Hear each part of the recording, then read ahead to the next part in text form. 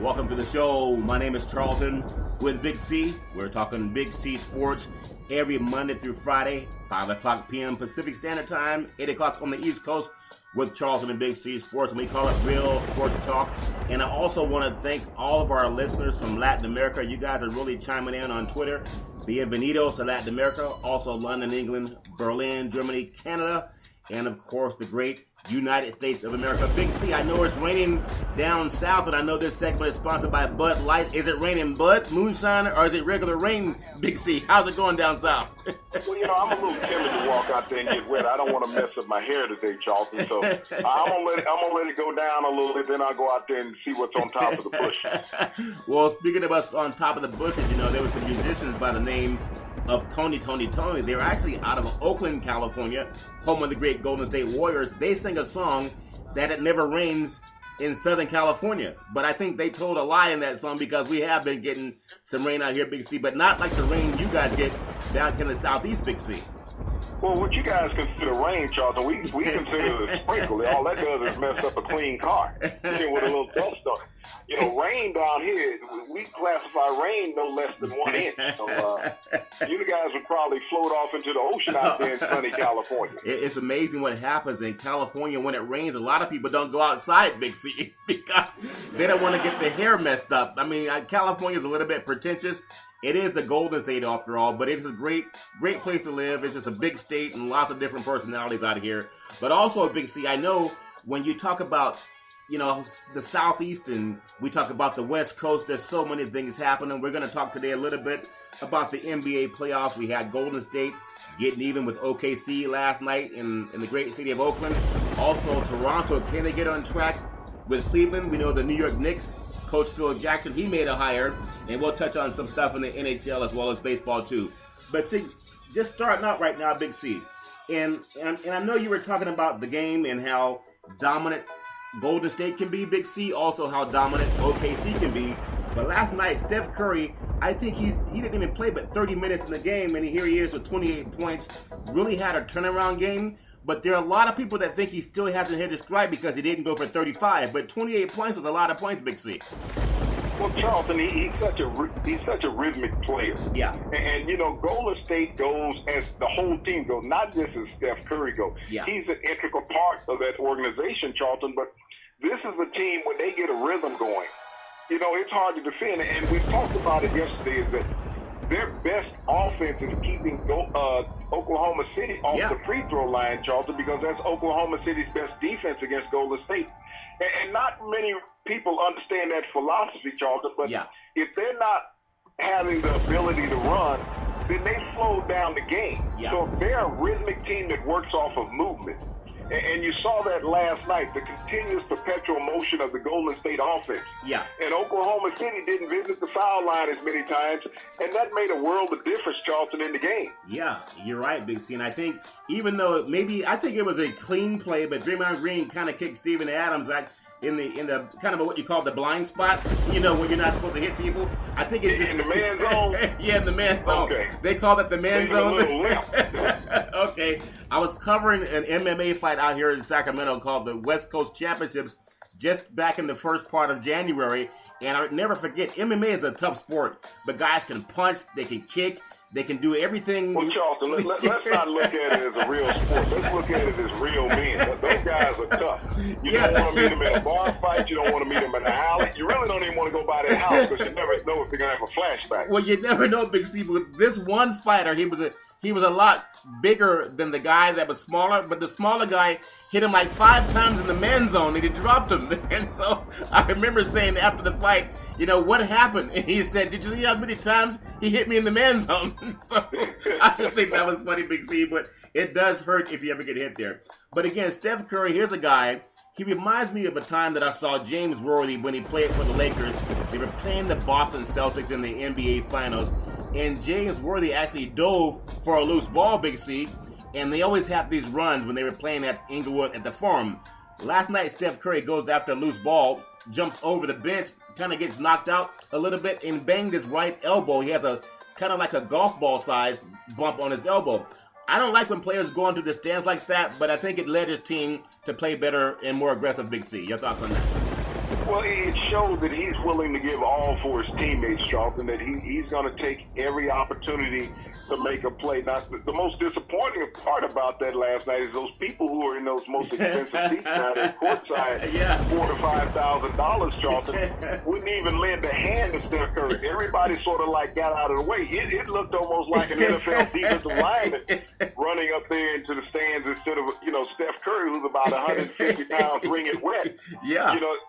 All it would have taken was one person to hold him up, but everybody got out of the way, and he had that unfortunate elbow laceration and stuff, Charlton. But, he should be okay. They'll look at it, they'll assess it, they'll give it all the treatment that it can. Yeah. The last option that they will take is draining the elbow, because sometime when you drain a joint, you end up with some sort of staph infection in there. So that's the one thing that they want to avoid at all costs. So, you can use compression to force the fluid out of that area, Charlton. But, I think Steph Curry, being a gamer, it's this late in the season. Yeah. It's hard to find anybody healthy in any professional sports once you get to the playoffs. Yeah, and that's true. So you have 5 months to rest. So Steph Curry won't take a back seat or sit down in another game, Charlton. And speaking of not taking a back seat to anyone, this segment is also sponsored by your Northern California Cadillac dealerships, home of the all-new Escalade, the standard of the world. When you go down and test drive it, you can only get it there brand new.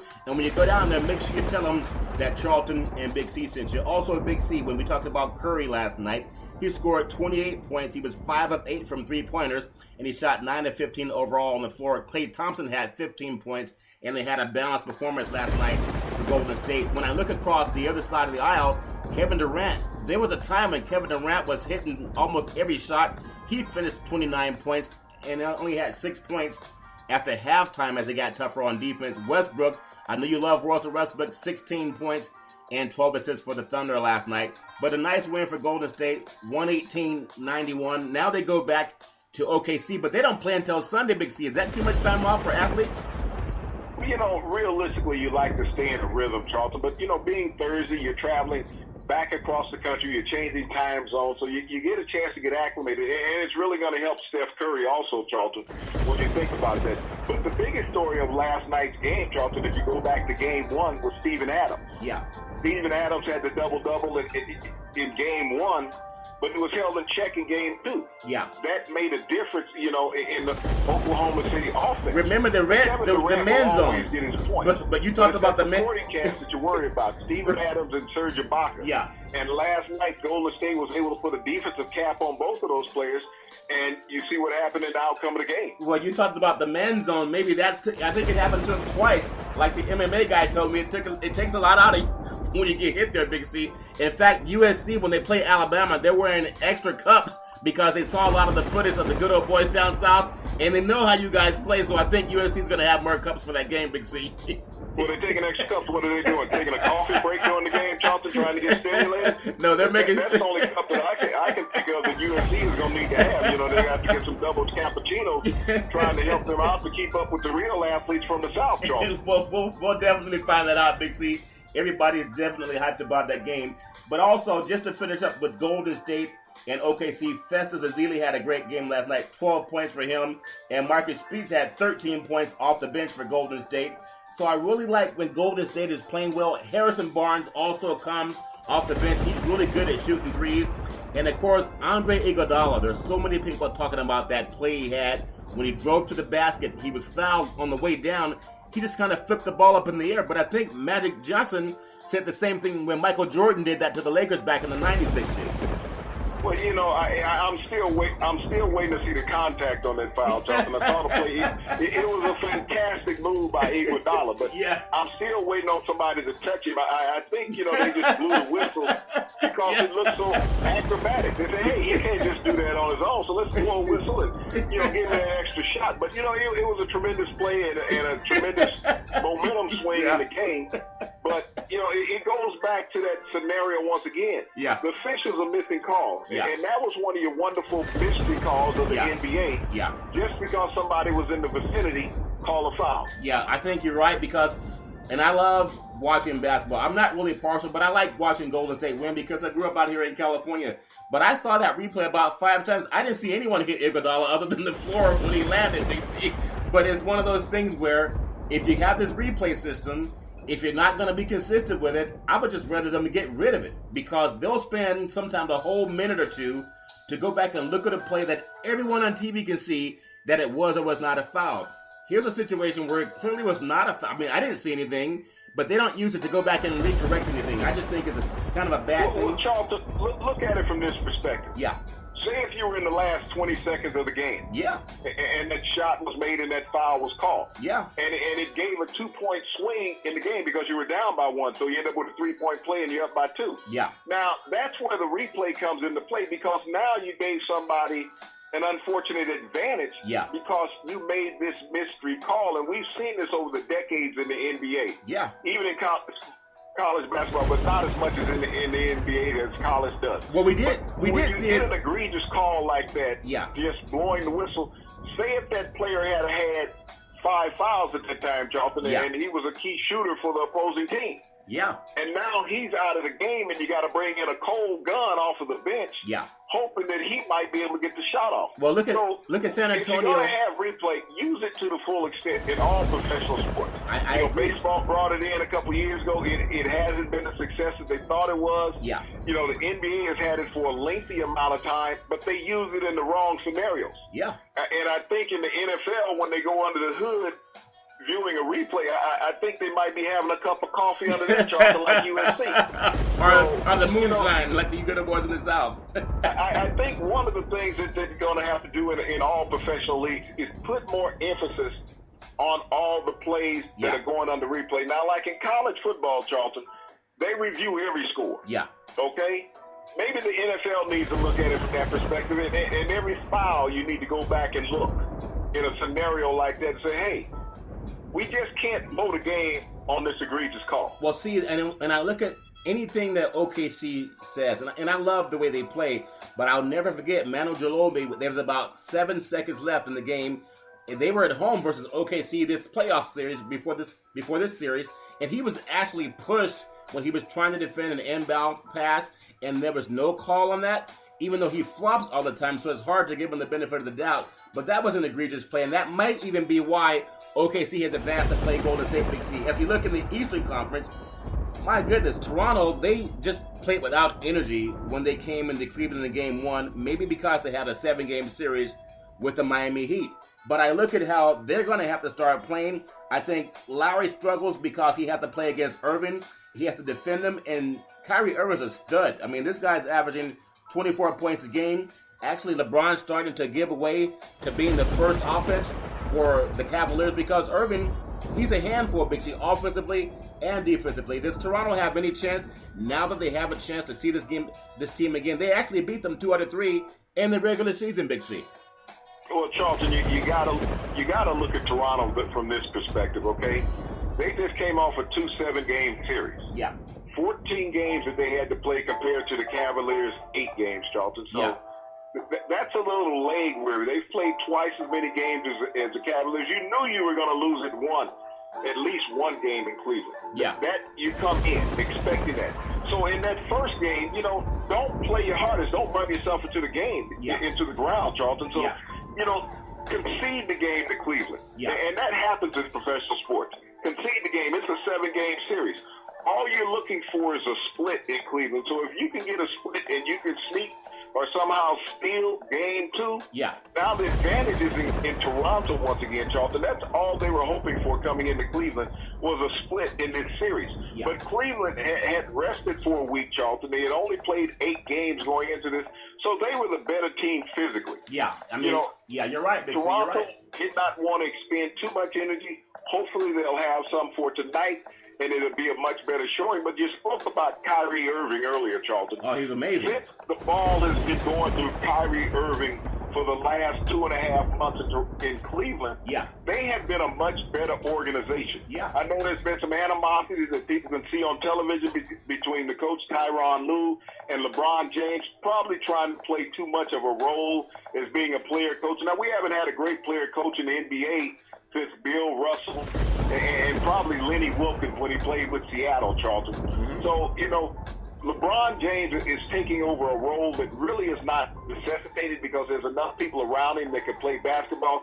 But I guess when you get that ego and that $1 billion contract, you feel that you control everything. Well, you know how we say. I like what Cleveland is doing with Kyrie Irving, Kevin Love, Dellavedova.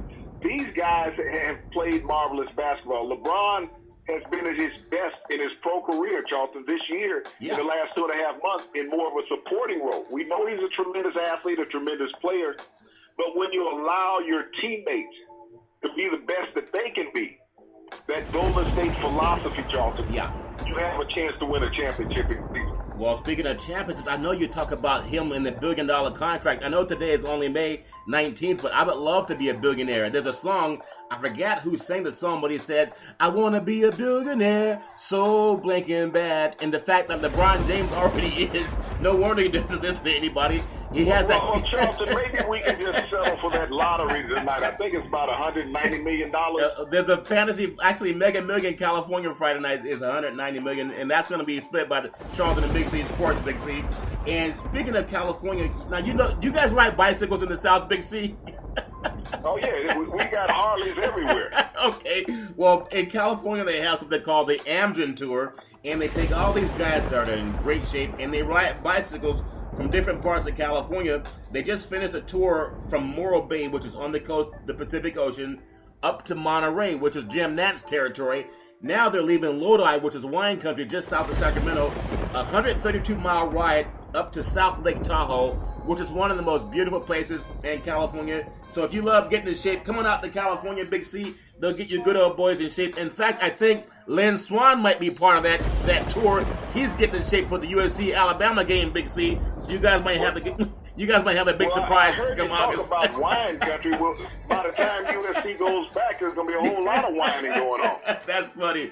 And speaking of wine country, this segment is also sponsored by your Northern California BMW dealer, home of the ultimate driving machine. Go down and test drive all the way from the 1 Series up to the mighty 600 horsepower M7, also known as the 760 Li. And when you're test driving it, let them know that Charlton and Big C sent you. Now, Big C, I know you're a baseball guy too. Now, George Steinbrenner, who built the great Yankee franchise, now his son has taken over. Hal Steinbrenner, he came out and called out some of his players. You know, Taxeria, who makes about $20 million a year. The Yankees are only 17-22. They have the number 2 payroll in all of baseball, but he's plain saying his guys don't play and they're not worth the money, Big C. How do you feel when an owner comes out and calls out his whole team because he's the one that signs their paychecks? He's the reason they signed with the Yankees, Big C. What are your thoughts on that?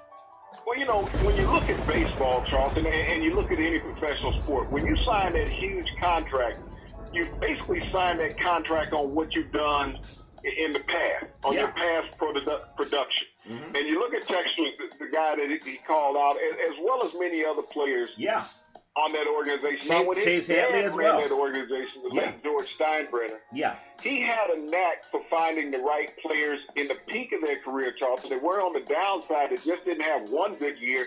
Is that they could come into this organization and they had a foundation and a history of players to live up to. Yeah. Now, when you look at the modern day player, these are not the players from the 70s when you had a Thurman Munson, Reggie Jackson,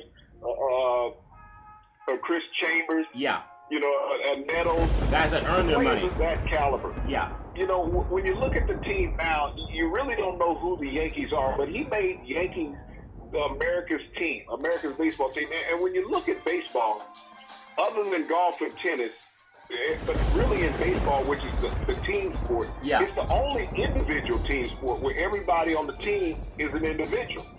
And you look at baseball, it's the only professional sport where you can have a failing percentage and be successful. Yeah, that's so when you talk about these players only going 7 for 10 or even 8 for 10, and their checks and being able to make $20 million, Charles. That's in basketball. If you go 7 for 10 on a consistent basis, you don't have a job any longer. You can't even play in the D League. Yeah, because the money. You look at baseball and the pressure that's put on these players and the marketing, and probably overpaying them for their productivity. We talked about Strasburg 2 weeks ago. Yeah. Getting the money in Washington, 7 years, $175 million.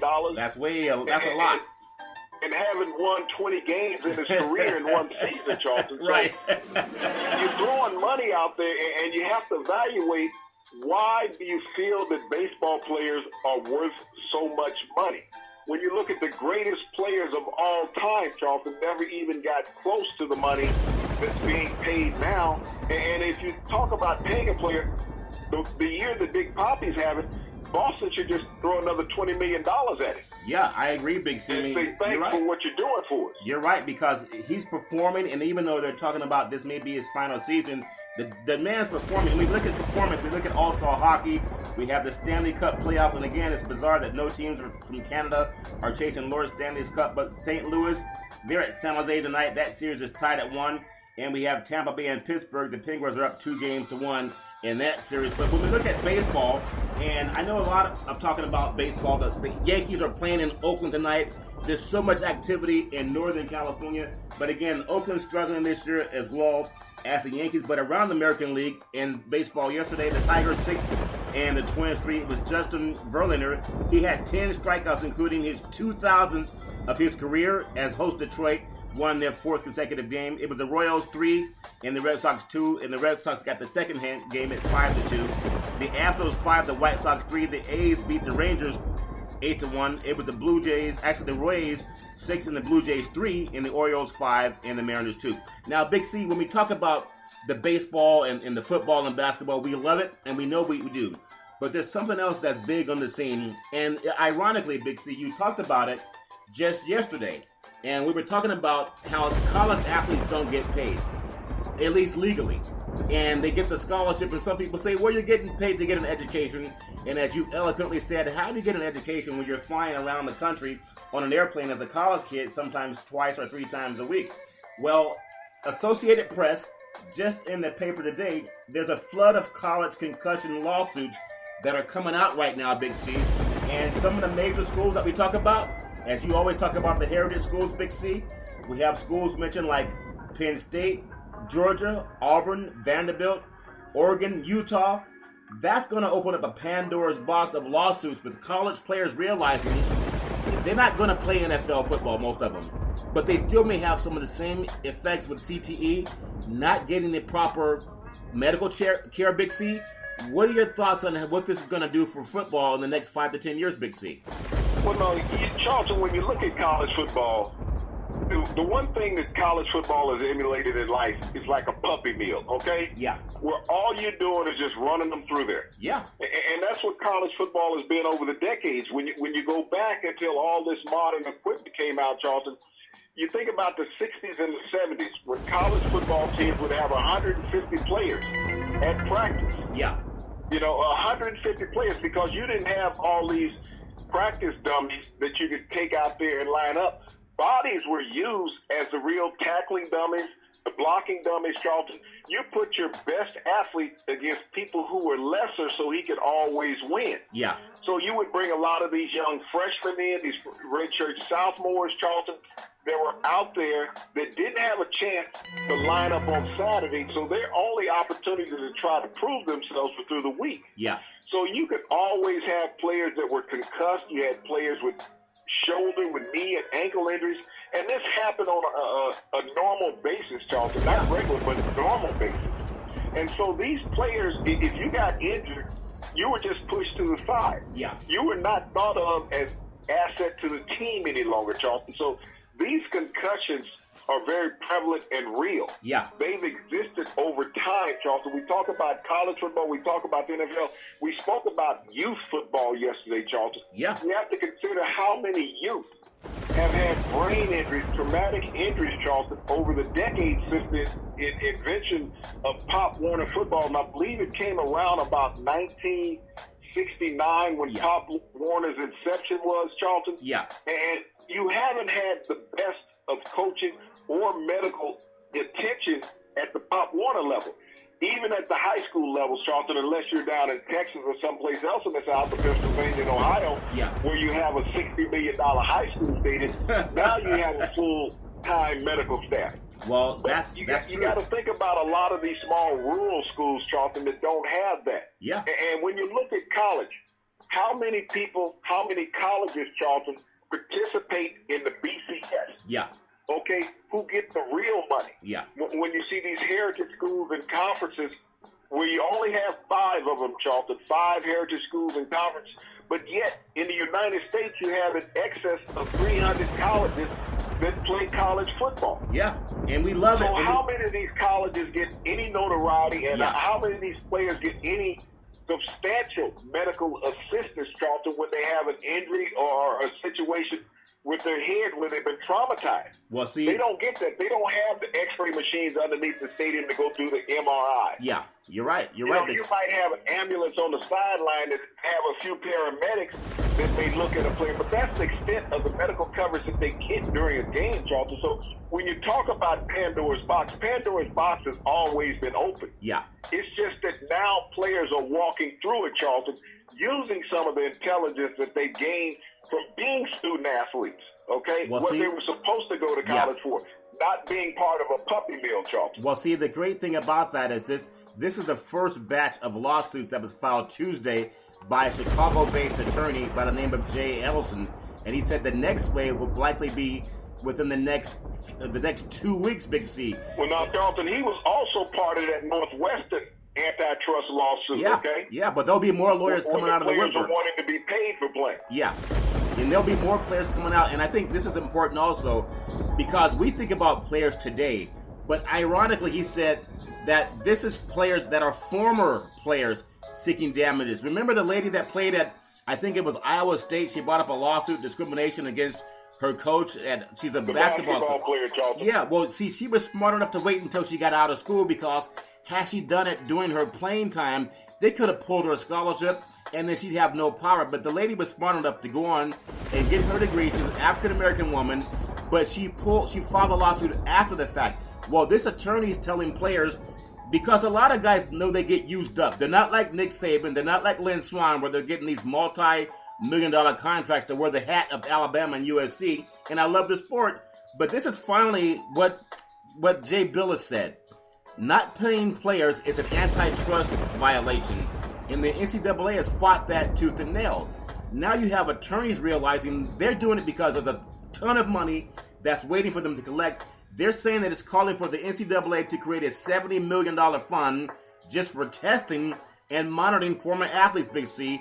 I wonder if they're going to get the same type of help in the black colleges that a lot of times go ignored, Big C. Your thoughts on that? Well, look, the traditional black colleges, Charlton, will be ignored in all of this. But, I look at it from this perspective, being a former football player. I've had some 15 surgeries throughout my career. Yeah.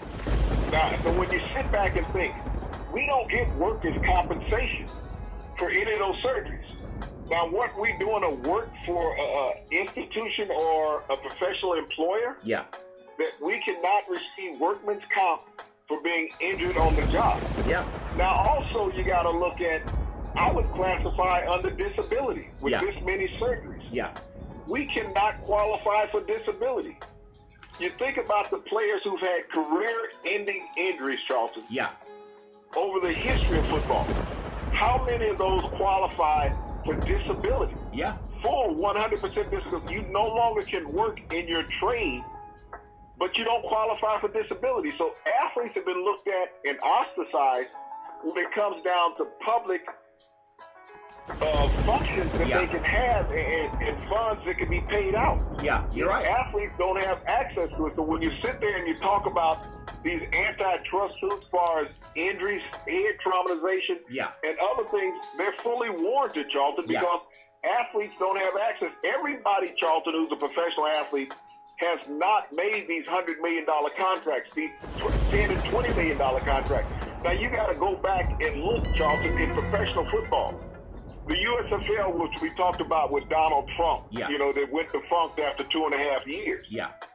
Not until the USFL came along, Charlton, did NFL players actually start making real money. Yeah.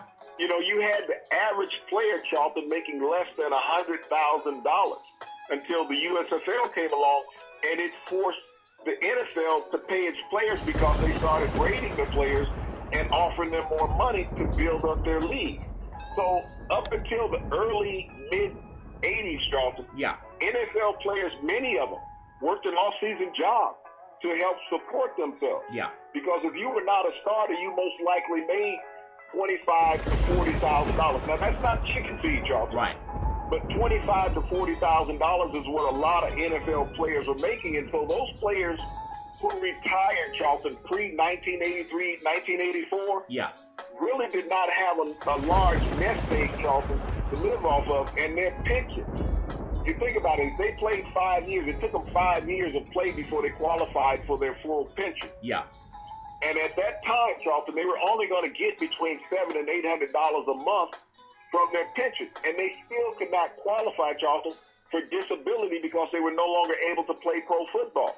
So NFL players, early NFL players, Charlton, have gotten a shafted bad deal. Yeah. And so when they had this suit where they settled for the CTE, they should have settled this suit to help compensate some of the lack of income that these players made with building such a tremendous organization in the NFL, Charlton. Yeah, and speaking of building a great organization, this segment is also sponsored by your Northern California Ford dealer, home of the all-new F-150. They build it for tough, and when you go down and test drive it, tell them that Charlton and Big C sent you. And also, for those of you who are looking to donate, BeneathHisWingsFoundation.org. Make a donation today. It's easy, it's fast, it's secure. And also contact Cynthia Evans at CYNN Entertainment. When it comes to promotion, she's the best in Northern California. And when you tweet out to her, let her know that Charlton and Big C sent you. Also, Big C, as we come to our final segment, I want to just touch on this fact. Now, I know we kid a lot about USC playing Alabama.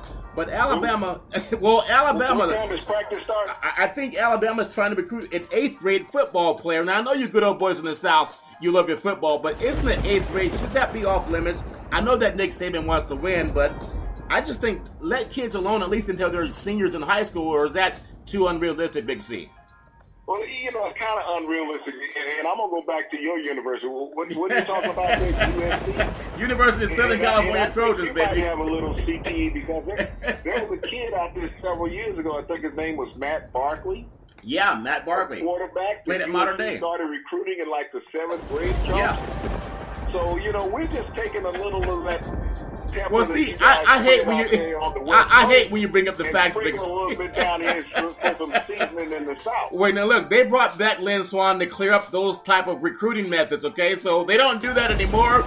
That's why they brought the great Lynn Swann back. But I will tell you about USC. They have a quarterback. He's a junior. They think he's better than Cody Kessler, who was drafted. His name is Max Brown, 6'5", 220 pounds, has a rifle for an arm. They think it's a lot like John Elway. And with 16 returning starters for USC, I think Alabama's going to be in for a world. They're going to meet some of that moonshine, and those hot tubs are going to be landing, Big C, after this game is over. Your thoughts on that game? Well, you know, USC has had a long, illustrious history, Charlton. Yeah. In the years past, okay? We're going to have to go back and look in the archives to see anything, the last time they won anything that was significant. I think Reggie Bush is going to play in that game, too. They won the Pac-12 South last year. Charlton, let's look at the present modern-day era, okay? Yeah. Over the last 5 years, how many national championship games has Alabama been in, Charlton? Well, because the SEC has more people that vote them in. Most of them. Let's say most of them. Okay, we can say most of them. Okay, now let's talk about that illustrious university called University of Southern California, because everybody knows the real USC is the University of South Carolina. Okay, so we'll go with the University of Southern California. Now, over the last 5 years, and they might be coming off of probation for doing something. Yeah, some good old boys. Sure, some good old boys. We really don't pay attention to what's going on the West Coast because we go to bed when they get a chance to play. Some good old boys in the Southeastern Conference turn them in. This question and get to the finality of my question. Have they played in a national championship game the last 5 years, Charles? Well, they were in trouble from some phone calls that were made, some wiretapping from the SEC. Okay, so you're saying that school did something illegal? Well, I don't know. They were accused. Okay, let's say allegedly, Charles. Allegedly did something illegal. So there's nobody on the University of Alabama football team that knows anything about anybody that plays there. Exactly. So there's no fear factor. It's just practice. Practice, like Allen Iverson practice. Basically, that is so funny. But you know we're out of time again. I don't know how it happened so fast, but it's always fun talking to you. I love the back and forth. with USC and the great boys from Alabama. Looking forward to that football game. You can also look forward to Charlton Big C Sports every Monday through Friday at 5 o'clock p.m. Pacific Standard Time worldwide on the Charlton Big C Sports. We thank you, we appreciate you, and we hope you have a super fantastic day.